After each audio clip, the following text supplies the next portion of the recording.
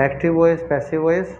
Test number 4, यदि active voice के sentences में इज़ या एम या आर प्लस वर्ब की फर्स्ट फॉर्म प्लस आईएनजी का यूज़ किया गया है। यदि एक्टिव वॉइस के सेंटेंसेस में, ये प्रेजेंट कॉन्टिन्यूअस टेंस है, यदि एक्टिव वॉइस के सेंटेंसेस में इज़ या एम या आर प्लस वर्ब की फर्स्ट फॉर्म प्लस आईएनजी का यूज़ किया गया है तो उसको पैसिव में कैसे कन्वर्ट करेंगे? पैसिव वॉइस में उसको किससे कन्वर्ट करेंगे? इज़ या एम या are plus being plus verb की थर्ड फॉर्म का यूज़ तो होना ही होना है पैसिव वॉइस से, ठीक है। एक्टिव वॉइस में इज़ या एम या आर प्लस वर्ब की फर्स्ट फॉर्म प्लस आईएनजी का यूज़ किया गया है। पैसिव वॉइस में इज़ या एम या are plus being plus verb की थर्ड फॉर्म, चाहे एक्टिव की बात करें चाहे पैसिव की बात करें। इन दोनों रूल्स में आप देख पा रहे हैं हेल्पिंग वर्ब सहायक क्रियाओं के रूप में इज़ या एम या आर का यूज़ किया गया है। मैंने कहा ना, इज़ या एम या आर मीन्स या तो इज़ का यूज़ करेंगे या एम का या आर का। तो कहाँ पर किसको यूज़ करना है? यदि सब्जेक्ट सिंगुलर है, जिसकी बात हो रही है वह अकेला है, तब आप सहायक क्रिया के रूप में इज़ को यूज़ करेंगे। यदि सब्जेक्ट प्लूरल है, बहुवचन है, तब आप हेल्पिंग वर्ब के रूप में आर को यूज़ करेंगे।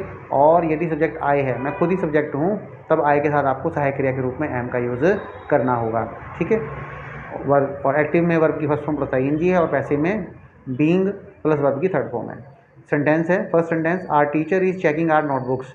हमारा अध्यापक हमारी नोटबुक्स चेक कर रहा है। इसको पैसिव में कन्वर्ट करेंगे।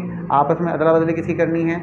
आवर टीचर और नोटबुक्स, यानी कि जहाँ पर एक्टिव में आवर टीचर है वहाँ पर नोटबुक्स हो जाएगा और जहाँ पर नोटबुक्स है वहाँ पर आवर टीचर। पैसिव में जैसे ही कन्वर्ट करेंगे तो आर नोटबुक्स को शुरू में लेकर आएंगे। पता कैसे चलता है? जो मेन वर्ब है उसके बाद जो शब्द दिया गया होगा या शब्द समूह वो पैसिव में जाकर सामने ऑब्जेक्ट से बदलकर वो सब्जेक्ट में आ जाता है। आर नोटबुक्स, अब नोटबुक्स क्या हैं? बहुत सारी है ना, प्लूरल है, बहुवचन है, तो यहाँ पर सहायक क्रिया के रूप में किसका यूज़ करेंगे? आर का। और फिर पैसिव वॉइस में इज़ या एम या आर के बाद किसका यूज़ करते हैं? बीइंग का यूज़ कर लिया। चेक फर्स्ट फॉर्म है, इसमें चेक की जो थर्ड फॉर्म है वो क्या हो जाएगी? चेक्ड। और आर टीचर बन जाएगा by our teacher. Our notebooks are being checked by our teacher. हमारी नोटबुक चेक की जा रही हैं हमारे अध्यापक के द्वारा। Our teacher is checking our notebooks, हमारा अध्यापक हमारी नोटबुक चेक कर रहा है या हमारे अध्यापक हमारी नोटबुक चेक कर रहे हैं। आदर्शसूचक रूप में बोल सकते हैं our notebooks are being checked by our teacher, हमारी नोटबुक्स हमारे अध्यापक के द्वारा चेक की जा रही हैं। Second, your brother is not telling a lie, आपका भाई झूठ नहीं बोल रहा है। इसको पैसिव में कन्वर्ट करेंगे। योर ब्रदर, और शुरू में, इस वाक्य के शुरू में योर ब्रदर है सब्जेक्ट और लास्ट में जो है अ लाई वो ऑब्जेक्ट है। ये आपस में अपना स्थान बदल लेंगे क्योंकि देखो पता चल रहा है ना, अ लाई एक झूठ, तो ये क्या सिंगुलर है, तो यहाँ पर क्या आना चाहिए? हेल्पिंग वर्ब के रूप में इज़ का यूज़ होना चाहिए। अ लाई इज़, और नेगेटिव है नोट का यूज़ भी होगा। और फिर इसके बाद किसका यूज़ करेंगे? बीइंग का। और टेल की थर्ड फॉर्म क्या होती है? टोल्ड।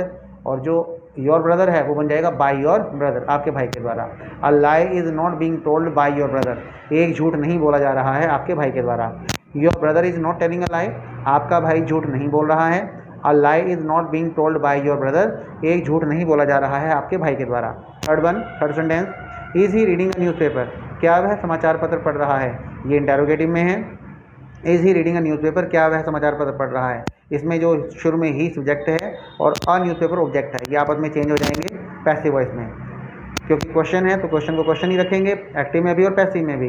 तो शुरू में इज़ का यूज़ किया जाएगा, क्यों? क्योंकि हम शुरू में किसको लेकर आ रहे हैं? हम सब्जेक्ट के रूप में अ न्यूज़पेपर को, तो ये भी सिंगुलर है, इसलिए सिंगुलर सब्जेक्ट के साथ किसका यूज़ करेंगे? हेल्पिंग वर्ब के रूप में इज़ का।